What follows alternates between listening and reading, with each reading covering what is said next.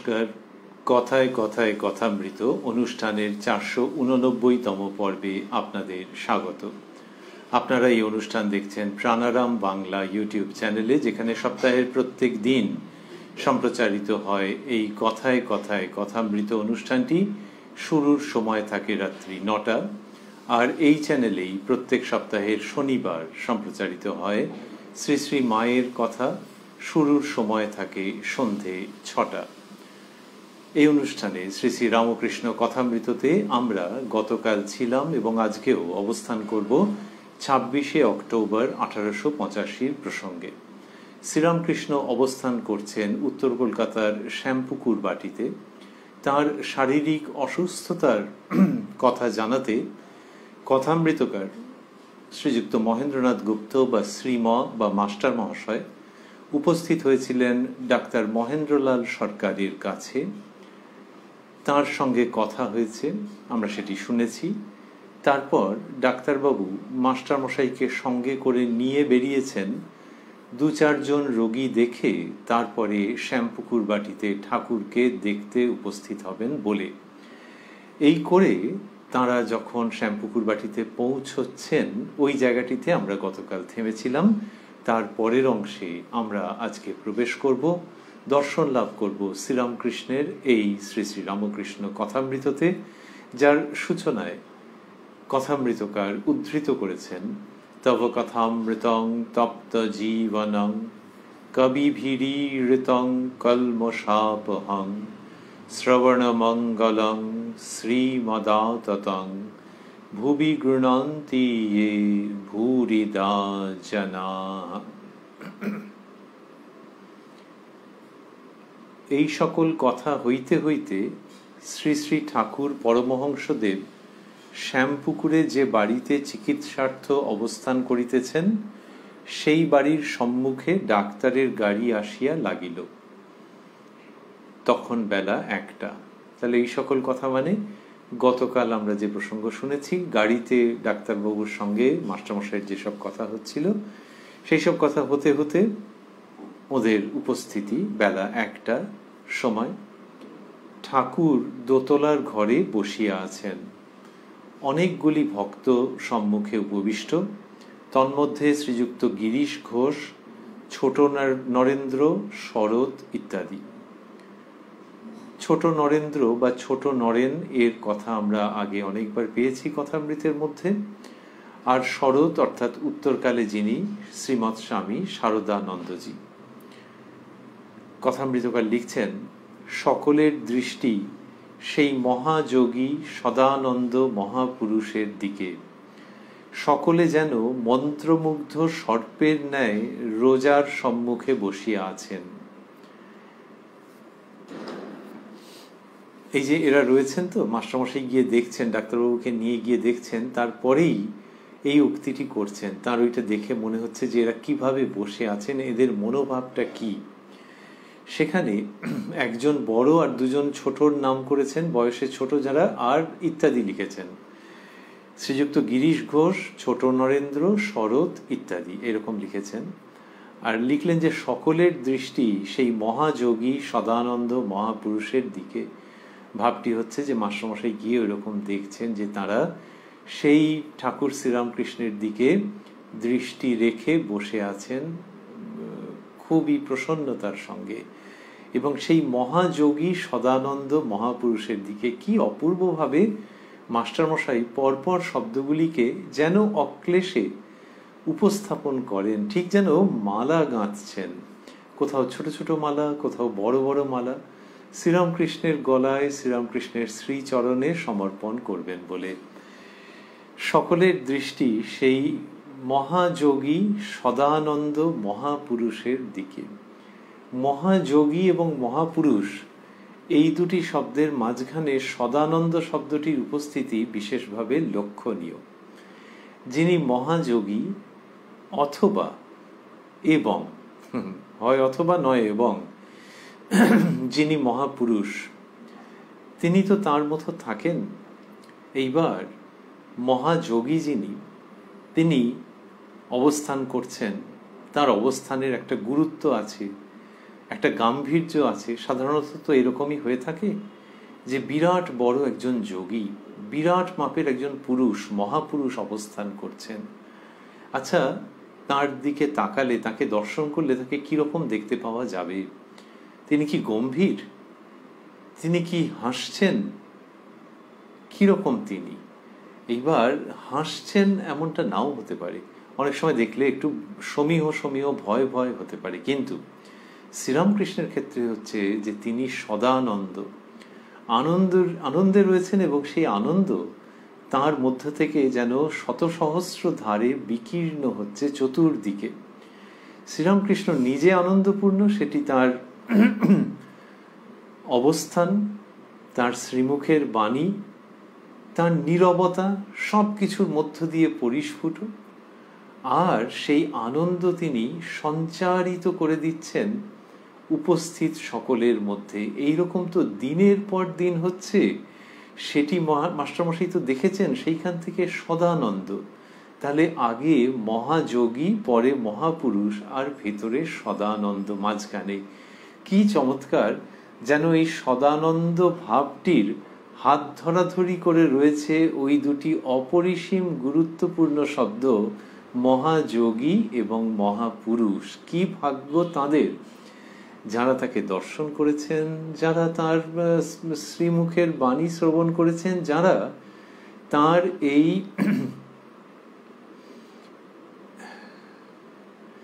সারস্বত আলেখ্য শ্রবণ দর্শন করছেন কথামৃতের মাধ্যমে।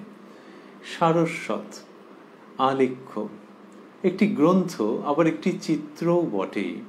তার মধ্যে দিয়ে এইসব পাওয়া যাচ্ছে। তো তা সেটি নিশ্চয়ই যারা প্রাপ্ত হচ্ছি আমরা, আমাদের তো ভাগ্য, যে কত ভাগ্য থাকলে এটির সাক্ষাৎকার পাওয়া যায়, যেখানে তার কথা লেখা রয়েছে, যিনি মহাযোগী, সদানন্দ, মহাপুরুষ।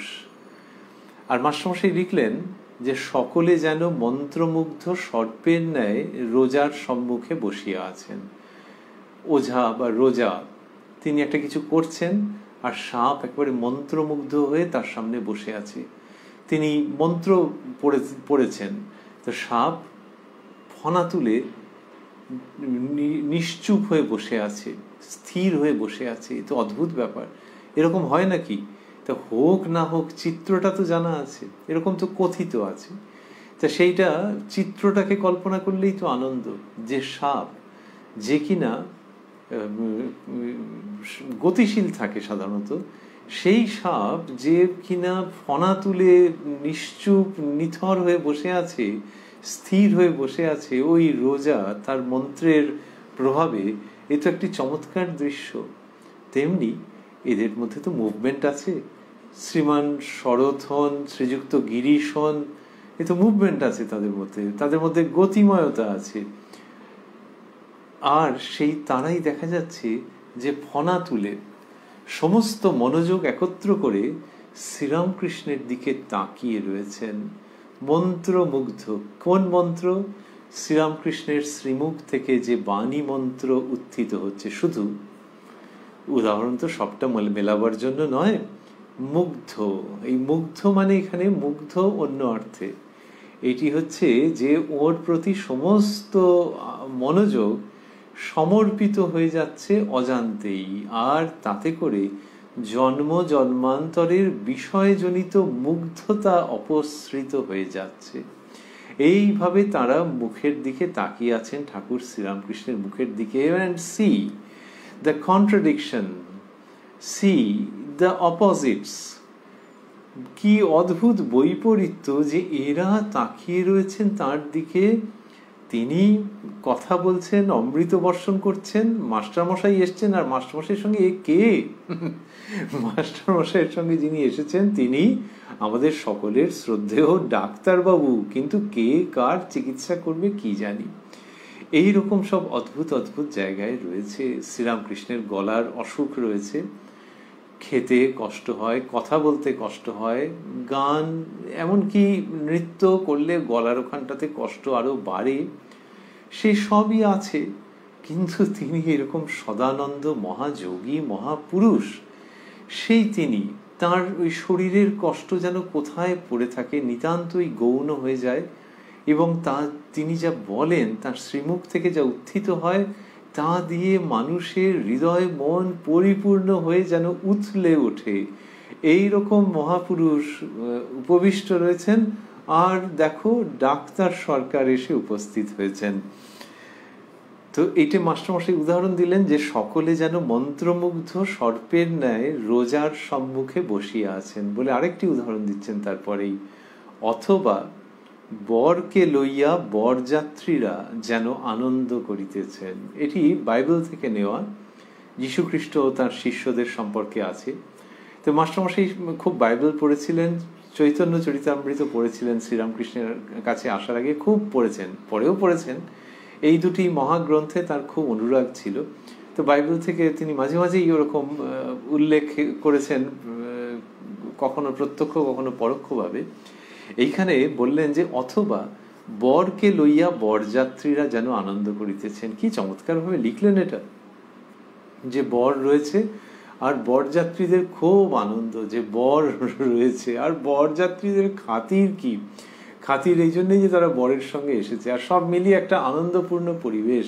তো বর আছে বলেই বরযাত্রীরা, তাদের আনন্দ। বর যদি ওখান থেকে উঠে যায় তাহলে এদের আনন্দটাকে একেবারে স্তিমিত হয়ে যাবে।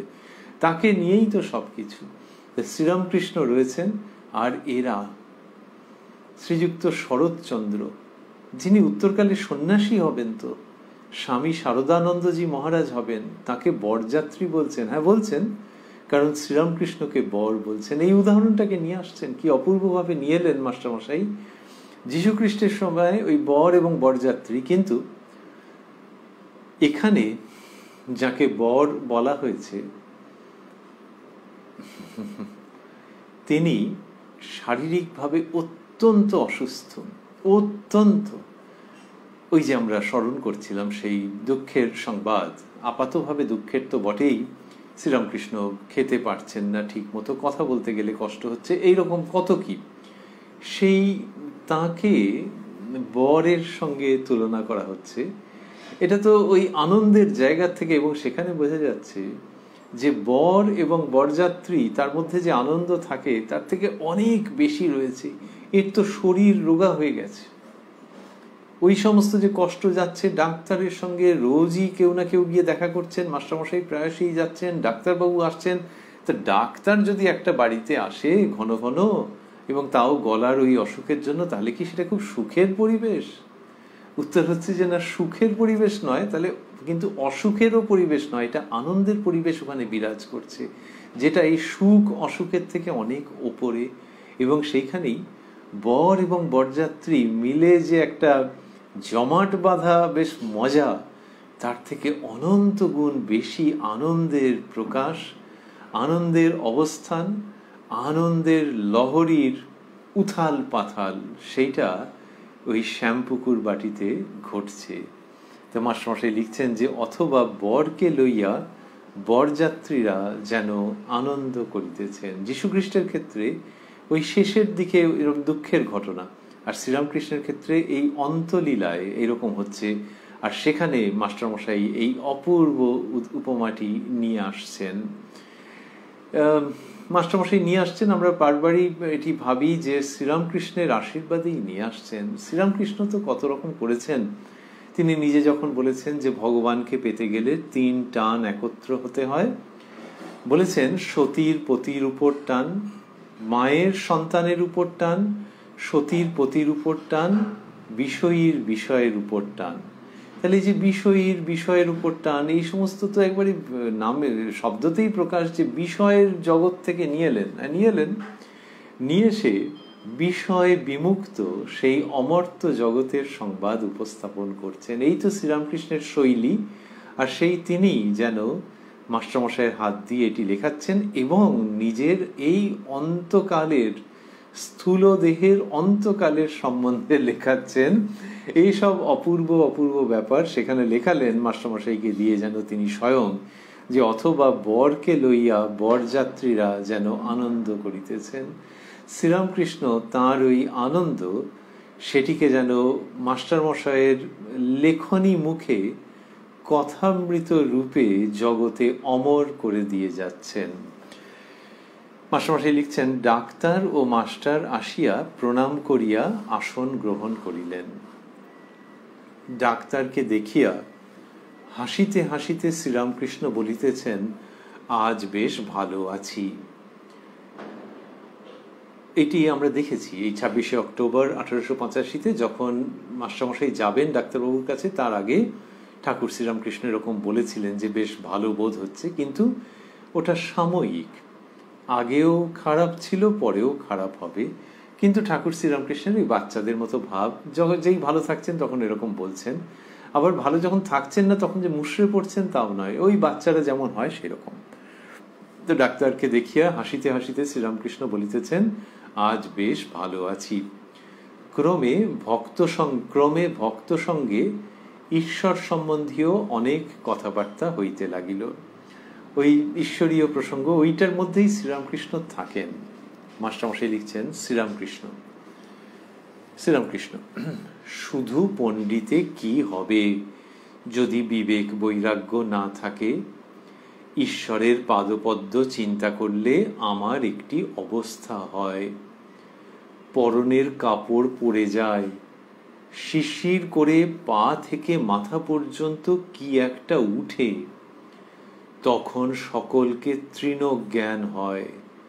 পণ্ডিতের যদি দেখি বিবেক নাই, ঈশ্বরে ভালোবাসা নাই, খড়কুটো মনে হয়। এই প্রসঙ্গের মধ্যে চলে এলেন শ্রীরামকৃষ্ণ যে শুধু পণ্ডিতে কি হবে যদি বিবেক বৈরাগ্য না থাকে। তিনি আগেও অনেকবার আমরা দেখেছি তিনি বলেছেন যে শুধু পণ্ডিত, যেগুলো কি সুন্দর ভাষা ব্যবহার করেছেন, অদ্ভুত রকমের, কিন্তু ভাবটি পৌঁছে দিচ্ছেন দ্রুত। শুধু পণ্ডিত যেগুলো, সেগুলো দর কচা পড়া, শ্রীরামকৃষ্ণ বলছেন। আবার শকুনির সঙ্গে তুলনা করেছেন যে একটু মাথা উঁচু করলেই যেন স্বর্গ দেখতে পায়, কিন্তু দেখো কি সব বাজে জায়গায় তার নজর রয়েছে, ভাগাড় ইত্যাদির দিকে। এখানে বললেন শুধু পণ্ডিত কি হবে যদি বিবেক বৈরাগ্য না থাকে। তাই বিবেক বৈরাগ্য নেই, শুধু পণ্ডিত। তাহলে এই শুধু পণ্ডিত, তাহলে অন্য মানুষের ক্ষেত্রেও যদি বিবেক বৈরাগ্য না থাকে, তাহলে তো তার মানুষ জীবনের যে সার্থকতা, সেই জায়গায় সে উপনীত হতে পারছে না। শ্রীরামকৃষ্ণ তো এইভাবে বলেছেন যে মানুষের জীবনের সার্থকতাই তো ওইখানে, উদ্দেশ্য তার হচ্ছে ভগবান লাভ, ঈশ্বর দর্শন। তো তাহলে এই যে বিবেক বৈরাগ্য যদি না থাকে, তাহলে তো তার জীবনের উদ্দেশ্য সিদ্ধ হচ্ছে না। কিন্তু পণ্ডিতের ক্ষেত্রে এটা আরো দুঃখজনক, বেদনাদায়ক, দুর্ভাগ্যজনক। কারণ পণ্ডিতের মধ্যে ওই সম্ভাবনাটা রয়েছে। তো পণ্ডিত চাইলে এটি লাভ করতে পারেন, তার মধ্যে তিনি তো পড়েছেন, তিনি চাইলে ওই ঈশ্বরীয় ভাব লাভ করতে পারেন, ওগুলো পড়া আছে তো। কিন্তু বিবেক বৈরাগ্য নেই, তাহলে কি মুশকিল। তাহলে কি জন্য ওই পাণ্ডিত্যটাকে কি জন্য ব্যবহার করছেন? কত রকম হতে পারে, যে অন্যের সঙ্গে তর্ক করবার জন্য, যুক্তি দিয়ে অন্যকে পর্যদস্ত করবার জন্য, উপার্জন নানান রকম ভাবে। এইটা খুব দুর্ভাগ্যজনক যে এত সুযোগ ছিল। যে পণ্ডিত বলতে শ্রীরামকৃষ্ণ বোঝাচ্ছেন যে শাস্ত্র সম্পর্কে যিনি পণ্ডিত, শাস্ত্রজ্ঞ এমনিতে বলা হয়। শাস্ত্রজ্ঞ বললে আর একটু বেশি বোঝানো হয়, আসলে শাস্ত্র যিনি অনেক পড়েছেন, তো তার পক্ষে ঈশ্বরের দিকে অগ্রসর হওয়ার অনেক সুবিধে ছিল। কিন্তু তা না করে দেখো সে অন্যদিকে মন দিচ্ছে। তাহলে বিবেক বৈরাগ্য নেই, শুধু পণ্ডিত। শুধু পণ্ডিতে কি হবে যদি বিবেক বৈরাগ্য না থাকে? বিবেক বৈরাগ্য, এটি শ্রীরামকৃষ্ণ ব্যাখ্যা করেছেন যে বিবেক মানে বিচার, যে কোনটি সত্য, কোনটি চিরন্তন সত্য নয়, আপাত সত্য।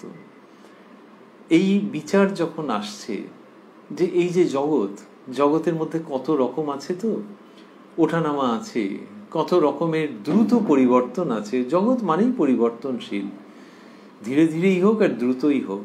এই যে পরিবর্তনশীল জগৎ, এটাকে যদি কেউ আঁকড়ে ধরতে চায় এবং এক একটি চিত্রকে অবলম্বন করতে চায় যে চিত্রটি বদলে যাবে, তাহলে কি করে হয়? তাই এই জগতের যে ক্ষণস্থায়িত্ব, এইটা সম্পর্কে তো ভাবতে হবে, ভেবে নিজের জীবনটাকে সেইভাবে নিয়ন্ত্রিত করতে হবে। তা না হলে হচ্ছে কি, যে একজন মরীচিকার দিকেই ছুটে গেল, মরীচিকার দিকেই ছুটে গেল। আরে সত্যি সত্যি জল কোথায় আছে সেসব তো ভাবতে হবে। মরীচিকার দিকে ছুটে গিয়ে মরীচিকাকে যখন দেখছে যে মনে হচ্ছে যেন জল আছে, সেই সময়টা তো বেশ ভালো লাগছে। সেই ভালো লাগাটাকেই যদি সে রাখতে চায় জীবনে, যে ওই ভালো লাগাটার মধ্যেই থাকতে চাই, তাহলে কি সেটা খুব একটা বুদ্ধিমানের কাজ? কারণ ওই ভালো লাগাটার অনুসরণে ছুটবে, ছুটে দেখবে জল নেই, জল নেই, চিকচিক করছিল, ওরকম মরুভূমিতে যেটা হয়ে থাকে অনেক ক্ষেত্রেই। তাহলে ওই যে ভালো লাগা, যে জল আছে বলে মনে হচ্ছে, করে গিয়ে সেটাকে দুহাতে জড়িয়ে ধরতে চাইছে, জল খেতে চাইছে, তারপরে যে দুঃখ, তো ওই ভালো লাগাটা এক টানা ওরকম ভালো লাগার মধ্যে কি থাকাটা বুদ্ধিমানের কাজ? তেমনি এই জগতের আপাত রমণীয়তা আছে। যদি কেউ বলে যে কেন আপাত রমণীয়তা, কেন? যার যেটা খেতে ভালো লাগে, কারোর চিকেন খেতে ভালো লাগে, কারো আইসক্রিম খেতে ভালো লাগে, আপাত রমণীয়তা কেন? আবার না পেলে খারাপ লাগে, আর পেলে তো দিব্যি লাগে। এটা তো মরীচিকার মতো নয় যে হুশ করে গিয়ে দেখা গেল যে জল টল কিছুই নেই, ধুধু বালি। উত্তর হচ্ছে যে না, এটা তো মুশকিল হয়ে গেল যে চিকেনই হোক আর আইসক্রিমই হোক, খেলে যে আশা মিটে যায় তা নয়, আবারও খাওয়ার ইচ্ছে হয়, এবং ওটা শেষ পর্যন্ত খেয়ে কুল করা যায় না। কেন? হয়তো পয়সা নেই, অথবা তার আয়ু শেষ হয়ে গেছে, আর হচ্ছে না, তার আর সেই ক্ষমতাও নেই, হজম করতে পারে না। তারপর জীবনের একটা শেষ আছে, কিন্তু এই বাসনার শেষ তো হলো না। তখন আইসক্রিম টানছে, তখনও চিকেন টানছে। তাহলে ওই যে ভোগটা, ওটা কি মরীচিকার মতো হয়ে গেল, যে ওটা শেষ পর্যন্ত অতৃপ্তই রেখে দিল মানুষকে। তাহলে এই যে জায়গাটি হচ্ছে, শ্রীরামকৃষ্ণ মজা করে বলছেন যে জমিদার বাবুর ওখানে পাঁঠা বলি হতো, একবার পাঁঠা বলি বন্ধ হয়ে গেল। সবাই ভাবলো যে জমিদারের খুব সাত্ত্বিক ভাব হয়েছে, পরে খবর নিয়ে জানা গেল যে তা নয়, ওনার দাঁত পড়ে গেছে। তো এইরকম যে অবস্থা, দাঁত চলে গেছে কিন্তু বাসনা যায়নি, তো ওইখানেই দুঃখ। তাহলে দাঁত পড়ে যায়, পেটের গন্ডগোল শুরু হয়, আয়ু ক্ষয় হয়ে যায়, কিন্তু বাসনা ক্ষয় যদি না হয় তাহলে দুঃখ পরিণতিতে। তার মানে কি কেউ আইসক্রিম খাবে না, কেউ চিকেন খাবে না, তা নয়। কিন্তু ওই আসক্তি যখন মানুষকে দুঃখ দিচ্ছে, তাহলে সেটার সম্বন্ধে বিচার করবে না যে ওটার জন্যই পাগল হওয়াটা ছোট বয়সে যা ছিল ছিল, কিন্তু এই প্রলম্বিত শৈশব কি শোভা পায়? এইটা করতে করতে যখন ওগুলোর থেকে মন উঠে আসবে স্বাভাবিকভাবে, তখন তাকেই বলা হচ্ছে বৈরাগ্য। সেটা আইসক্রিম হোক, চিকেন হোক, যে কোনো ভেজ নন ভেজ যাই হোক না কেন, সেইটির সম্পর্কে যখন মন তার থেকে উঠে আসছে, তখন তাকেই বলা হচ্ছে বৈরাগ্য। তাহলে বিবেক বা বিচার, তার থেকে উৎপন্ন হচ্ছে বৈরাগ্য। এইটা যদি পণ্ডিতের না থাকে, আহা হা, বড় দুঃখের ব্যাপার, ভাল লাগে না। শুধু পণ্ডিত কি হবে যদি বিবেক বৈরাগ্য না থাকে? ঈশ্বরের পাদপদ্ম চিন্তা করলে আমার একটি অবস্থা হয়, শ্রীরামকৃষ্ণ বলছেন। কি অসামান্য প্রসঙ্গ! আমার যে বলছেন না, এটা হচ্ছে অন্যরকম, মানে নিজেকে বড় বলে প্রতিপন্ন করছেন তা নয়, যদিও সেই রকম ভাব আসবে এরপরে আরো, কিন্তু বোঝাই যাবে যে এর বলার ভঙ্গি এবং এর মানসিকতাই অন্যরকম। ঈশ্বরের পাদপদ্ম চিন্তা করলে আমার একটি অবস্থা হয়, পরনের কাপড় পরে যায়, শিরশির করে পা থেকে মাথা পর্যন্ত কি একটা উঠে, ওই যে মহাবায়ু, সেইটি হয়তো শ্রীরামকৃষ্ণ ইঙ্গিত করছেন। প্রকৃতপক্ষে কি করেছেন ইঙ্গিত বোঝা মুশকিল, একটু দুরূহ, কিন্তু ওই একটা ভাব ভেতরে উত্থিত হচ্ছে। আমাদের তন্ত্রশাস্ত্রে নানান রকম বলা আছে, তো তা সেইটা শারীরিকভাবে অনুভব করা যাচ্ছে যে ভেতর ভেতর থেকে ওটা উঠছে। আর কি বললেন যে পরনের কাপড় পরে যায়, এর দুটো মানে আছে। মানে খুব ঘেঁটে ঘুঁটে তাৎপর্য তা নয়, একদম সরাসরি। একটি হচ্ছে যে পরনের কাপড় চোপড় ঠিক রাখতে গেলে ওইদিকে মন দিতে হয়, তো সেই মনটাও থাকছে না। এইটা হচ্ছে মানে, যে ওটা গেট দিয়ে রাখতে হবে, করতে হবে, ওই দিকে আর মনই যাচ্ছে না। এটা হচ্ছে পরনের কাপড় পরে যায়, যে সেদিকে আর একদমই মন নেই। এমনিতেও মানুষ সাত্ত্বিক ভাবাপন্ন মানুষ, তাকে একজন বললে এই তুমি এইটা পরে বেরিয়েছো, এই কলারটা কিরকম কুঁচকে আছে। তখন সে হাত দিয়ে লজ্জিত হয়ে গিয়ে বলল, ও আচ্ছা আচ্ছা আচ্ছা, ভাগ্যিস আপনি বললেন। আসলে মন নেই ওইদিকে, কলারটা দুমড়ে মুচকে কিরকম একখানা কলার ওরকম হয়ে আছে, ওদিকে মন নেই। এই যে এই ব্যক্তি সতর্ক করে দিয়ে গেলেন, তার মানে পরের দিন তিনি 1 ঘন্টা ধরে আয়নার সামনে দাঁড়িয়ে কলার ঠিক করবেন তাও নয়। তো এই পোশাক আশাকের দিকে মন নেই, মনটা দিতেই পারছেন না। তো সেটা সেকালে হচ্ছে যে কাপড়, পরনের কাপড় খসে পড়ে যাচ্ছে। তাহলে ঈশ্বরের পরনের কাপড় পড়ে যায়, এটা একটা দিক। আরেকটি দিক হচ্ছে যে কলার দোমড়ানো মুচকানো হলে একটু লজ্জা লাগতে পারে, যে এতক্ষণে এতগুলো লোক দেখলো। কিন্তু পরনের কাপড় যদি পড়ে যায়, সেটাতেও ইনি ডিস্টার্বড হচ্ছেন না, বরং এই তো বলছেন যে এটা খুব আনন্দের একটা অভিব্যক্তি যে পরনের কাপড় পড়ে যায়, শিরশির করে পা থেকে মাথা পর্যন্ত কি একটা উঠে। তাহলে সেই লজ্জাতে তো মানুষ আরো অন্যরকম হয়ে যায়। কাউকে যদি বলা হয় কলারটা তোমার কিরম দুমড়ে মুচড়ে গেছে, তাহলে তার একরকম অস্বস্তি হবে। আর কেউ যদি বলে যে এই প্যান্ট পরাটা ঠিক হয়নি, কি অন্য কোনো ওরকম একটা এমন কিছু বললো যেটাতে লজ্জা লেগে গেল, তখন সে তাড়াতাড়ি করে। তো লজ্জাটাও এই ক্ষেত্রে ম্যাটার করছে না। সেই যার শ্রীমুখের উক্তি, লজ্জা ঘৃণা ভয় 3 থাকতে নয়। এই যে লজ্জা, এটিকে একটি পাশ বলা হয়েছে, যে তোমাকে বেঁধে ফেলেছে, নানান রকম ভাবে বেঁধে ফেলেছে, একটা পাক মেরে দিয়েছে। তো এই লজ্জাও একটা পাক। তো লজ্জাটাও একটা পাশ বা একটা পাক, একটা ওয়াইন্ডিং। এরকম কেন? মানুষ কি নির্লজ্জ হবে? তা নয়। কিন্তু লজ্জার মধ্যে একটা বড় অংশ থাকে যেটা ব্যক্তির নিজস্বতা, স্বতন্ত্রতার সঙ্গে জড়িত। শিশুর লজ্জাবোধ নেই, কিন্তু যেই সে বড় হচ্ছে বলে তার বোধ থাকছে যে আই অ্যাম সামবডি, তখনই ওই লজ্জাবোধটা হচ্ছে। এই আই অ্যাম সামবডি থেকে ওই লজ্জাবোধটা আসতে আরম্ভ করে। যত ওটা বেশি হবে তত লজ্জাবোধ সাংঘাতিক রকমভাবে বাড়বে।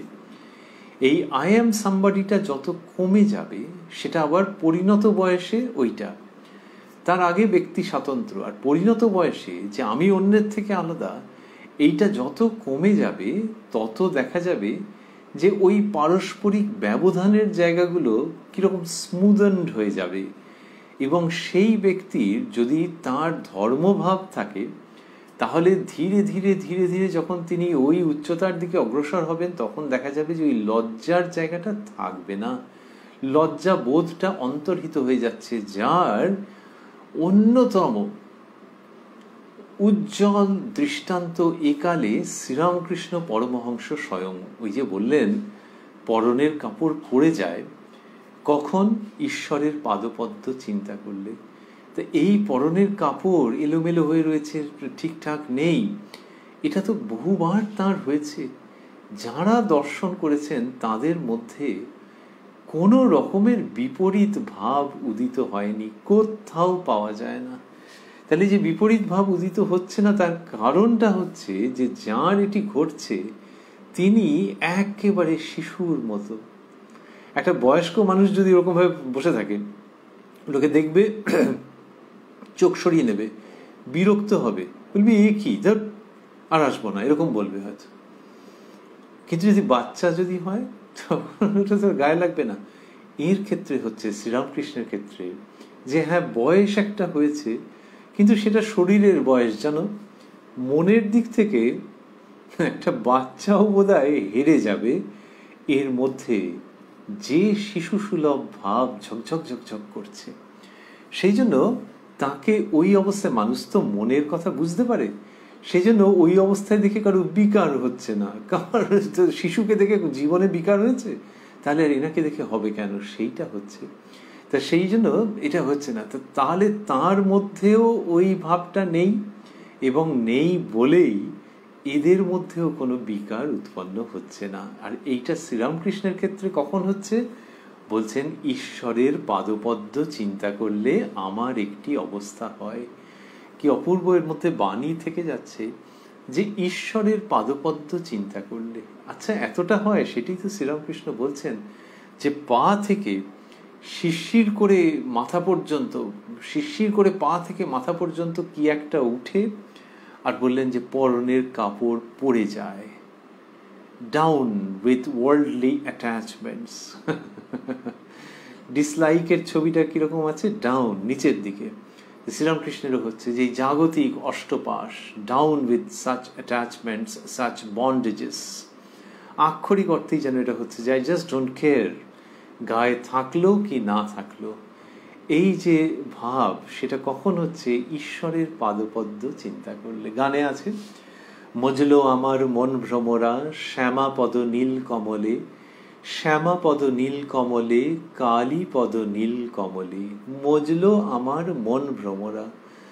তাহলে মন রূপ যে ভ্রমর, সে মায়ের ওই শ্রীচরণে মজে গেছে। কিরকম শ্রীচরণ, মজলো আমার মন ভ্রমরা শ্যামাপদ নীল কমলে।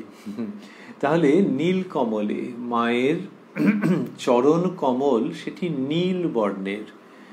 সেই নীল বর্ণের যে চরণ কমল, সেখানে মনরূপ ভ্রমর গিয়ে ওগো দেখো মজে গেছে। আর না, রঙেরও তফাৎ করতে পারছি না। কিরকম, ভ্রমর কালো চরণ কালো, কালোয় কালো মিশে গেল। এই যে ভ্রমর কালো, আবার চরণ কালো, একটু আগে যে নীল বলা হলো, ওই ঘন নীল যখন, তখন সেটা কালো বর্ণের মতো দেখায়। আর ভ্রমর যখন সেইখানে গিয়ে লীন হয়ে গেছে, তখন মনে হচ্ছে কালোয় কালোই মিশে গেছে। কি আনন্দপূর্ণ একটি অবস্থান বা সহাবস্থান। কমলাকান্তেরও মনে আশাপূর্ণ এতদিনে,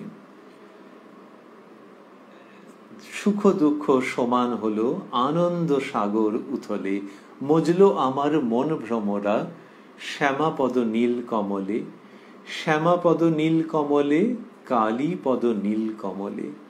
তাহলে ভ্রমর যখন গিয়ে মজে যাচ্ছে একেবারে, তখন এই সব ঘটনা ঘটছে এবং সাধক কবি গান লিখছেন।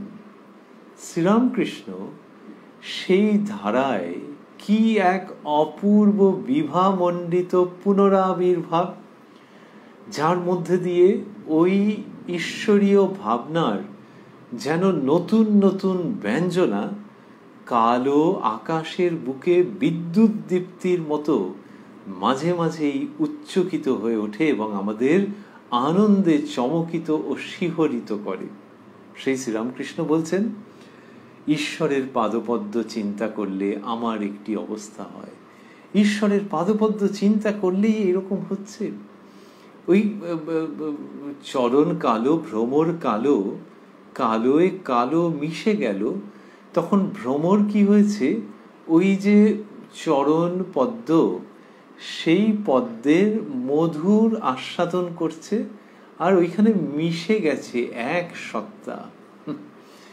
আর শ্রীরামকৃষ্ণ বলছেন যে ঈশ্বরের পাদপদ্ম চিন্তা করলে এই রকমই হয়। তার মানে ভ্রমর, ওই ভ্রমরের কোনো বাহ্য জ্ঞান নেই, ওই চরণ পদ্মে সে মিশে গেছে। শ্রীরামকৃষ্ণেরও বাহ্য জ্ঞান নেই, ডাউন উইথ পরনের কাপড়। এইরকম অবস্থা উনি বলছেন, যার আবার অন্য তাৎপর্য থাকছে। সেটি হলো যে ঈশ্বরের বা ইষ্টের পাদপদ্ম চিন্তা করতে, তার উপরে মনন করতে নির্দেশ দেওয়া হয়। এটি সাধনার অন্যতম পথ। সেই ঈশ্বরের পাদপদ্ম চিন্তা করলে এত দূর হয়, সেটি শ্রীরামকৃষ্ণের শ্রীমুখের এই উক্তির মধ্য দিয়ে অপূর্বভাবে প্রকাশিত নবতর ব্যঞ্জনা সহ। তাহলে চরণ কালো, ভ্রমর কালো, কালোয় কালো মিশে গেল, এমনটা হয়। আর ঈশ্বরের পাদপদ্ম চিন্তা করলে আমার একটি অবস্থা হয়, শ্রীরামকৃষ্ণ যে বলছেন, সেটার মধ্য দিয়ে অগণিত ভবিষ্যৎকালের সাধক ভক্ত আস্তিক্য বুদ্ধি সম্পন্ন মানুষের জন্য এই অমীয় বার্তা থাকছে। যারা শ্রবণ করেছেন তাদের জন্য তো বটেই, আর পরবর্তীকালের সকলের জন্য এই বার্তা থাকছে যে ঈশ্বরের পাদপদ্ম এই রকমই, সেইটির বা সেই পদযুগলের চিন্তা করলে এইরকম হয়। এইরকম হয় যে ভেতরে এই অসামান্য আনন্দের সৃষ্টি হয়, পরনের কাপড় খসে পড়ে যায়, তাতেও কোনো অসুবিধে থাকে না। ঈশ্বরের পাদপদ্ম। স্বামী বিবেকানন্দ লিখছেন শ্রীরামকৃষ্ণের আরাত্রিক ভজনে, সম্পদ তব শ্রীপদ ভব গোষ্পদ বারি যথায়। তাহলে সম্পদ তব শ্রীপদ, তোমার শ্রীপদ যুগলকে বক্ষে ধারণ করতে চাই আমার পরম সম্পদের মতো। আর ঠাকুর যে বললেন পরনের কাপড় পড়ে যায়, স্বামী বিবেকানন্দ তিনি বলছেন ভব গোষ্পদ বারি যথায়, তোমার ওই শ্রীপাদপদ্ম সেইখানে যখন লীন হয়ে যাই, সেই সম্পদকে যখন হৃদয়ের সঙ্গে ধারণ করি হৃদয়ের মধ্যে, তখন জগৎ ওই যে বৈচিত্র্যপূর্ণ নানা বর্ণের ক্ষণস্থায়ী জগৎ, সে গোষ্পদ বাড়ি তুল্য নগণ্য হয়ে যায়। গরুর খুরের ছাপ যেখানে পড়ছে মাটিতে, সেইখানে যে গর্তটুকুনি হচ্ছে তাতে যতটুকুনি জল ধরে, এই পুরো জগৎ সেরকম মনে হয় যখন ঠাকুর, যখন প্রভু তোমার পদযুগল হৃদয়ে ধারণ করি। সম্পদ তব শ্রীপদ ভব গোষ্পদ বারি যথায়। এই ধারা, সেই ধারার মধ্যে আমরা রয়েছি, সেটিকে শ্রবণ করছি।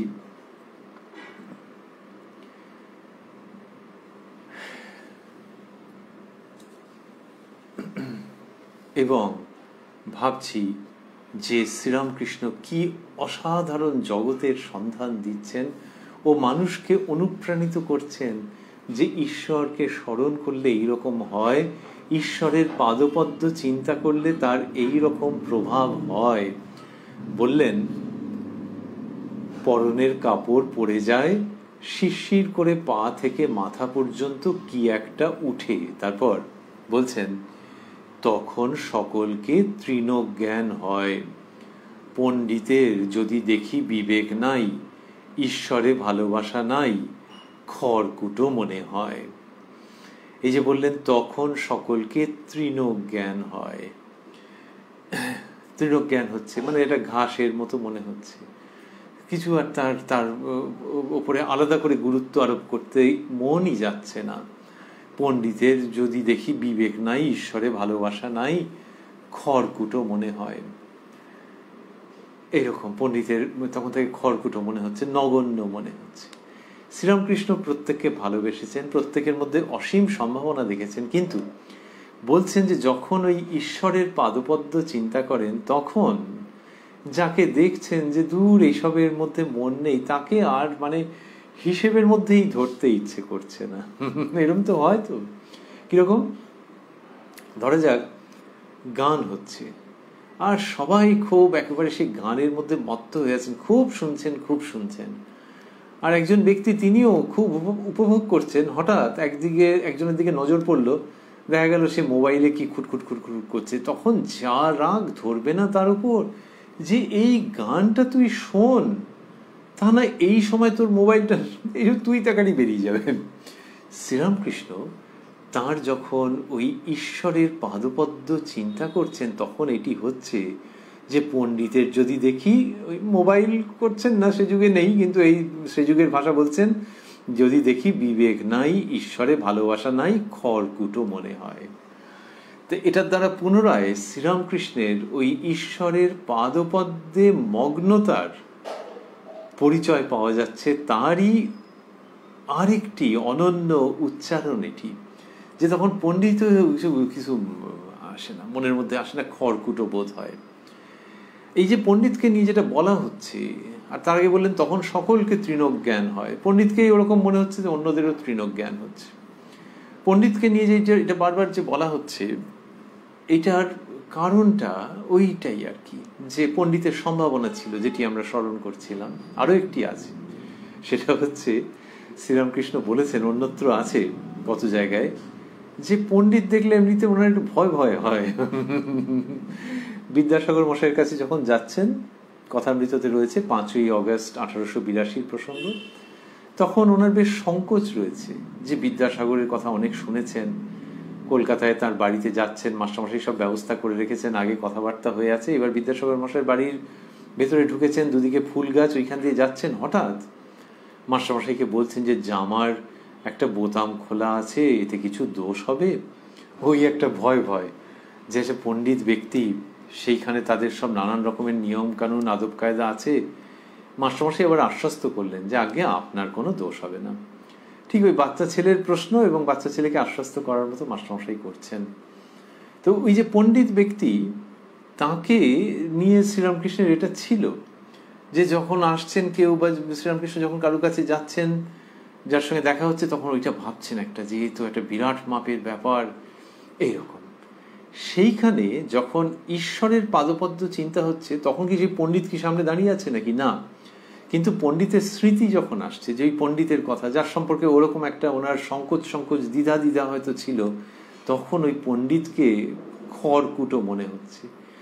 আবারও আমরা ভাবছি যে পণ্ডিতকে তিনি নিচু করছেন না, কিন্তু সে অনেক পড়েছে বলে আমি সংকুচিত হব। এইটা শ্রীরামকৃষ্ণের একটা অদ্ভুত ভাব, মানুষের ভাব, সেই শ্রীরামকৃষ্ণের যার মধ্যে দেবতা রয়েছেন। কিন্তু এই মানুষ আর দেবতার ভাব কি অদ্ভুত! এই দুটির সঙ্গম শ্রীরামকৃষ্ণ নামক ওই সমুদ্রের মধ্যেই সঙ্গমটা হচ্ছে, যে দেবভাব এবং মানব ভাব। তো সেই মানব ভাবে ওই সংকোচ থাকছে, আর যে পণ্ডিতের সম্পর্কে যে অত জ্ঞান বুদ্ধি, এই সমস্ত। আচ্ছা, সংকোচ কেন থাকবে? পণ্ডিতের না হয় জ্ঞান বুদ্ধি আছে। শ্রীরামকৃষ্ণ তো ওই পাঠশালার বিদ্যাও সম্পূর্ণ করেননি, বলেছেন চালকলা বাঁধা বিদ্যা আমি শিখবো না, বলে তো চলে এসছেন। এখন পণ্ডিত ঈশ্বরচন্দ্র বিদ্যাসাগরের ওখানে যাচ্ছেন মাস্টারমশাইয়ের সঙ্গে, ঠিক যেন মাস্টারমশাইয়ের পেছন যাচ্ছেন, যে স্কুলে ভর্তি হতে গেলে বাচ্চা ছেলে যেরকম যায়, সেই ভঙ্গি কথামৃত পড়লে আমাদের কতটা সেরকম মনে হয়। সেইখানে ওই ভয় সংকোচ। কিন্তু যখন ঈশ্বরের পাদপদ্ম চিন্তা করছেন, তখন ওই রকম যে খড়কুটো বোধ হচ্ছে। আমরা বলছিলাম মানব ভাব আর দেবভাব, ওইটার মিশ্রণ রয়েছে তো শ্রীরামকৃষ্ণের মধ্যে। ঈশ্বরের পাদপদ্ম যখন চিন্তা করছেন, তখন কি হচ্ছে? তখন ভেতরকার যে ঈশ্বরীয় ভাব, সেইটি পূর্ণরূপে জেগে উঠছে। অন্য সময় মানব ভাবেরও বহিঃপ্রকাশ আছে। এমনিতে আমাদের শাস্ত্রে বলা হয়, পূজার বিজ্ঞানের, পূজার পদ্ধতির মধ্যে, পূজার রীতির মধ্যে, যে তুমি দেবতা হয়ে দেবতার পুজো করবে, এটাই নিয়ম। দেবতা হয়ে মানে কি? তার মানে হচ্ছে দেব স্বভাব যখন তোমার আসবে, তখন দেবতার পুজো করবার অধিকারী হবে। এ আবার কি? দেব স্বভাব যদি এসে গেল, সে আবার পুজো করবে কিরকম? এটা কতটা ওই রকম যে সমমনস্ক যারা, তাদের মধ্যে গল্প গুজব হয়, তাদের মধ্যে শেয়ারিং অফ থটস হয়। IAS অফিসাররা একসঙ্গে বসে আছেন, বড় বড় কবিরা একসঙ্গে বসে আছেন, এবার একজন আরেকজনের প্রশংসা করছেন যে তোমার ওই দুটো লাইন দারুণ উতরেছে, হে দারুণ লিখেছ। কি একজন অফিসার আরেকজন অফিসারের সম্পর্কে বলছেন, এই যে অ্যাপ্রিসিয়েশনটা হচ্ছে সমানে যখন, দারুণ এটা। দেব ভূত্বা দেবং যজেত, দেবতার গুণসম্পন্ন হয়ে দেবতার আরাধনা করবে, এই আমাদের শাস্ত্রের মধ্যে বলা হয়েছে। শ্রীরামকৃষ্ণ যখন ঈশ্বরের পাদপদ্ম চিন্তা করছেন, তখন দেব ভূত্বা, তার মধ্যে ওই ঈশ্বরীয় ভাব যেটি রয়েছে, সেটি পূর্ণরূপে জাগ্রত হয়ে উঠছে, এবং পণ্ডিত তার সম্পর্কে ভয় ঠয় আর থাকছে না, এবং সকলকে তৃণ জ্ঞান হয়। এইটা শ্রীরামকৃষ্ণের হচ্ছে। আবারও ভাবছি আমরা পুনরায়, যে তৃণজ্ঞান মানে কাউকে খাটো করছেন না, কাউকে সরিয়ে দিচ্ছেন না, কিন্তু ওই যে একটা অন্য রকমের একটা অরা থাকে মানুষের, যে কারুর পয়সা, কারুর বিদ্যা, এই সমস্ত ওগুলো আর কাজ করছে না, যখন ঈশ্বরের সঙ্গে ওই মগ্নতা আসছে। যখন মগ্নতা আসছে, যখন একত্বানুভূতি আসছে তার সঙ্গে, যার মধ্যে জগৎ, যার ইচ্ছায় জগতের সৃষ্টি স্থিতি প্রলয় সবকিছু, শ্রীরামকৃষ্ণ সেইটি বলছেন। অন্যত্র এক জায়গায় বলেছেন যে বাগবাদিনীর একটি কিরণ এলে পণ্ডিতগুলোকে কেঁচোর মতো দেখি, ওইটি আর কি। একটি কিরণ যখন আসছে, তখন ওই রকম ভাবে দেখেন। এইখানে সেটি যে বলছেন। এরপরে আছে যে আরেকজন ডাক্তার, তাকে দেখে কিরকম মনে হয়েছে। আর এখানেও তো একজন ডাক্তার রয়েছেন, মহেন্দ্রলাল সরকার মহাশয়। তারপর বঙ্কিমচন্দ্রের প্রসঙ্গ আসছে। এই ধরনের প্রসঙ্গ এরপরে রয়েছে। আবার বলছেন যে মথুরবাবুর সঙ্গে, মথুরবাবু এক জায়গায় নিয়ে গিয়েছিলেন, সেইখানে অনেক পণ্ডিত তারা বিচার করতে এসেছিলেন। বিচার করতে এসেছিলেন মানে একটু হালকাভাবে বললে সে হাত গুটিয়ে আসার মতো, যে শাস্ত্র বিচার এমন করব একেবারে, মানে তারা সকলকে পরাভূত করে দেবেন। আর সেটা শ্রীরামকৃষ্ণের সঙ্গে বিচার করতে এসেছিলেন। এই রে, এর লেখাপড়া কোথায়? ইনি সংস্কৃত জানেন নাকি? অনেক শ্লোক মুখস্থ আছে নাকি নির্ভুলভাবে? তার হস্তাক্ষর খুব সুন্দর ছিল, কিন্তু লিখতে গেলে তার মধ্যে বানানের ভুল তো ছিলই। এদিকে পণ্ডিতরা বিচার করতে এসছে, তাহলে কি হবে? শ্রীরামকৃষ্ণ নিজেই বলছেন সেই সব সংবাদ আমরা একটু সাসপেন্সের মতো রাখবো, এবং রাখবো বিশেষ করে এই জন্যে যে ওই প্রসঙ্গটি একটু বেশ বেশিক্ষণ ধরেই চলবে। আমরা এইখানটিতে থামবো আজকে, যেখানে এই সংবাদ শ্রবণ করছি যে শ্রীরামকৃষ্ণ বলছেন যে ঈশ্বরের পাদপদ্ম চিন্তা করলে কি হয়। তিনি এটি বলছেন যে তখন সব খড়কুটো তৃণজ্ঞান হয়, যখন ওই ভাবটা আসে এবং পা থেকে মাথা পর্যন্ত একটা কি যেন ওঠে, শিরশির করে ওঠে। এই যেটি বলছেন এর মধ্যে যে ঘনীভূত ঈশ্বরীয় ভাব, শক্তি ও সম্ভাবনা নিহিত রয়েছে, সেটির আস্বাদন করতে করতে আমরা আজকে অনুষ্ঠান সমাপন করব। রয়েছি উদ্বোধন কার্যালয়ে প্রকাশিত শ্রী শ্রী রামকৃষ্ণ কথামৃতের 963 পৃষ্ঠায়। রয়েছি 26শে অক্টোবর 1885 প্রসঙ্গে শ্যামপুকুর বাটিতে শ্রীরামকৃষ্ণের পূত পবিত্র সান্নিধ্যে। তাঁরই কৃপা সাপেক্ষে এই অনুষ্ঠানে আপনারা আমরা আবারও মিলিত হব আগামীকাল প্রাণারাম বাংলা ইউটিউব চ্যানেলে, যেখানে সপ্তাহের প্রত্যেক দিন সম্প্রচারিত হয় এই কথায় কথায় কথামৃত অনুষ্ঠানটি। শুরুর সময় থাকে রাত্রি 9টা। আর এই চ্যানেলেই প্রত্যেক সপ্তাহের শনিবার সম্প্রচারিত হয় শ্রী শ্রী মায়ের কথা। শুরুর সময় থাকে সন্ধে 6টা। আজকের যে অংশটুকুনি আমরা শুনছিলাম তার মধ্যে দেখছিলাম যে মাস্টারমশাই এবং ডাক্তার সরকার এসে শ্রীরামকৃষ্ণের কাছে উপস্থিত হয়েছেন, এবং তখন শ্রীরামকৃষ্ণকে দর্শন করে উপস্থিত ভক্তদেরকে দেখে মাস্টারমশাইয়ের যা মনে হয়েছে, সেখানে তিনি বলেছেন মন্ত্রমুগ্ধ সর্পের ন্যায় ভক্তের অবস্থান করছেন, অথবা বরকে নিয়ে বরযাত্রীরা যেন আনন্দ করছেন। আর তারপরে দেখেছি যে শ্রীরামকৃষ্ণ যখন ডাক্তার সরকারের সঙ্গে কথা বলতে আরম্ভ করেছেন, হতে হতেই শীঘ্রই ঈশ্বরীয় প্রসঙ্গ এসেছে এবং বলেছেন শ্রীরামকৃষ্ণ যে বিবেক বৈরাগ্য না থাকলে সেই পণ্ডিতকে তার খড়কুটো মনে হয়, এবং বলেছেন যে ঈশ্বরের পাদপদ্ম চিন্তা করলে তার পরনের কাপড় পরে যায়, শিরশির করে পা থেকে মাথা পর্যন্ত কি একটা উঠে। এই সব কথা আমরা শ্রবণ করেছি, অমৃত কথা। আর ওই যে মাস্টারমশাই বললেন যে বরকে লইয়া বরযাত্রীরা যেন আনন্দ করিতেছেন, এটি আমাদের মনে আসছে যে যদিও বাইবেল থেকে নেওয়া উদাহরণ যীশুখ্রিস্টের, কিন্তু শ্রীরামকৃষ্ণের জীবনে এর অন্য তাৎপর্য থেকে যাচ্ছে। আর ও দেশে ব্রাইড গ্রুম এইসব বলে তারা একরকম বোঝেন, আর এদেশে বর বরযাত্রী এই ব্যাপারটা আবার একটা অন্য রকমের আছে, তো তার সঙ্গে কত রকমের আমোদ আহ্লাদ এসব আছে। সেইটাকে যখন মাস্টারমশাই বলছেন বর এবং বরযাত্রী, তখন আমাদের খুব আনন্দ হচ্ছে যে ভারী সুন্দর করে এই উপমাটিকে তিনি উপস্থাপন করেছেন, আনয়ন করেছেন। আর আমরা ভাবছি যে বর বরযাত্রী ঘটিত যে জমায়েতটা, সেটা তো একটা সময় শেষ হয়ে যায়, বিয়ের অনুষ্ঠান শেষ হয়ে গেল, যে যা নিজের বাড়ি চলে গেল। কিন্তু কথামৃতের মধ্য দিয়ে, শ্রী শ্রী রামকৃষ্ণ কথামৃতের মধ্য দিয়ে যে শ্রীরামকৃষ্ণকে পাচ্ছি, তিনি যে আসরটি জমিয়ে রেখেছেন, সেখানে মেয়ে হোক ছেলে হোক সকলেই কিন্তু চিরকালের জন্যে ওই তাঁর কাছে উপস্থিত রয়েছেন, সেই বরের কাছে উপস্থিত রয়েছেন বরযাত্রী রূপে। তাহলে ছেলে মেয়ে ভেদ লুপ্ত হয়ে যাচ্ছে। এইখানে অন্য রকমের আনন্দের উৎসব, যেখানে শ্রীরামকৃষ্ণ সেই মাস্টারমশাইয়ের দেওয়া উদাহরণের মতো শ্রীরামকৃষ্ণ উপস্থিত রয়েছেন আর ভক্তরা উপস্থিত রয়েছেন, বর এবং বরযাত্রী।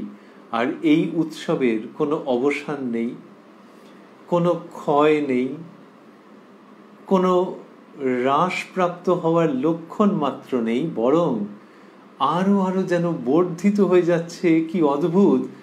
আরো কোথা থেকে সারা জগৎ জুড়ে বরযাত্রী এসে জুটছে। বরের সঙ্গে যারা যাত্রা করেন, বরের সঙ্গে যারা থাকেন, তারাই তো বরযাত্রী। এখন এইসবগুলো একটু কমে গেছে, তাও লোকে হিসেব করে এই কজন বরযাত্রী আসবে, কজন বরযাত্রী আসবে, এসব হিসেব টিসেব থাকে। তো শ্রীরামকৃষ্ণের ক্ষেত্রে হিসেবের ব্যাপার নেই, বেহিসেবি আনন্দ। এবং দেখুন কি অদ্ভুত ব্যাপার, যে বরযাত্রীর সংখ্যা বেড়েই চলেছে।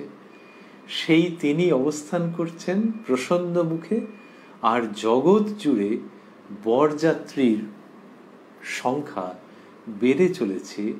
এইরকম একটি অপূর্ব উজ্জ্বল দৃশ্য, যার ঔজ্জ্বল্য, যার পবিত্র স্নিগ্ধ আলো কখনো কমে না, সেই দৃশ্যটিকে ওই বর এবং বরযাত্রী এই দৃশ্যটিকে হৃদয়ের মধ্যে ধারণ করতে করতে এবং ওই অক্ষয় আনন্দের জায়গাটিকে মন দিয়ে স্পর্শ ও আস্বাদন করতে করতে আজকের অনুষ্ঠানের আমরা পরিসমাপ্তি ঘটাবো শ্রীরামকৃষ্ণের শ্রীপাদপদ্মে প্রণতি জ্ঞাপন করে।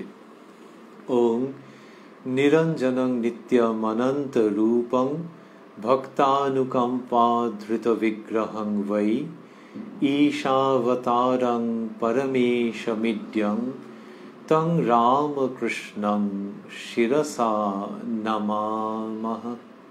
প্রাণারাম প্রাণারাম প্রাণারাম প্রাণারাম প্রাণারাম প্রাণারাম। কি যেন লোকানো নামে তাই মিষ্ট এত তব নাম। প্রাণারাম প্রাণারাম প্রাণারাম প্রাণারাম প্রাণারাম প্রাণারাম।